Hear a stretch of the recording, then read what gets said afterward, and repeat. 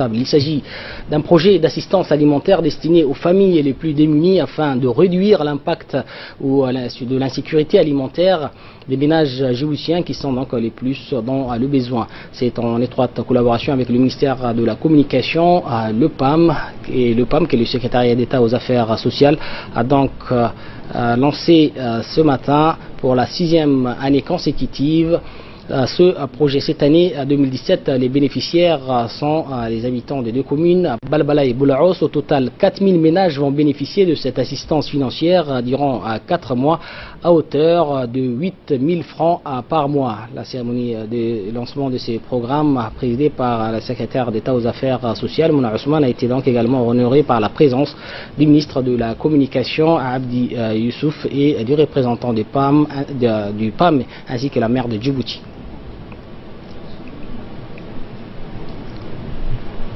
En particulier, nous avons pu et donc s'adresser à beaucoup plus de personnes dans des quartiers où avant on ne pouvait pas vraiment aller parce que c'était un petit peu compliqué.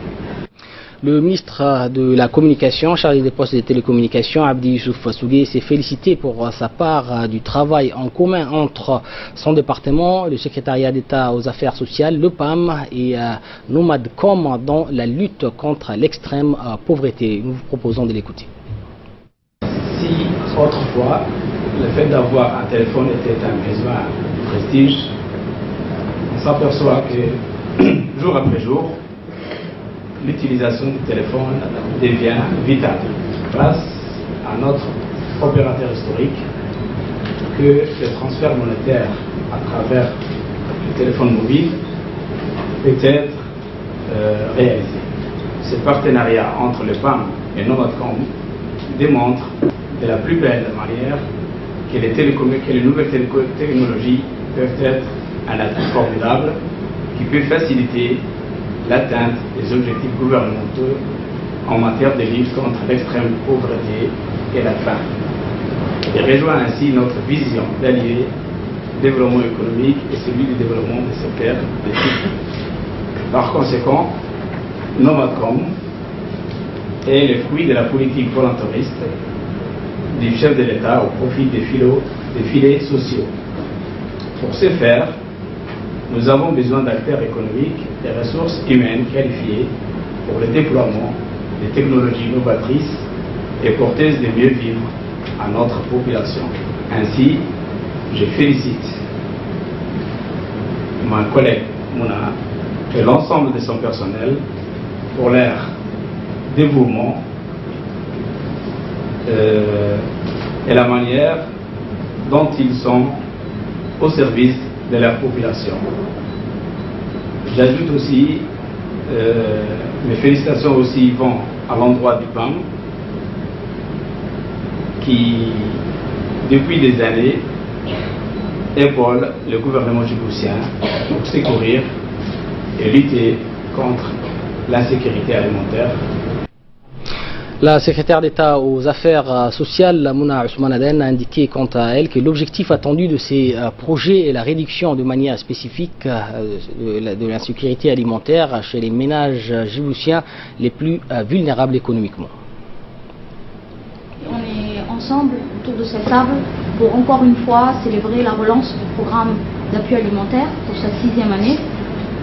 Ce programme montre beaucoup d'évolution depuis sa mise en place. L'objectif était de réduire l'insécurité alimentaire des populations les plus nécessiteuses.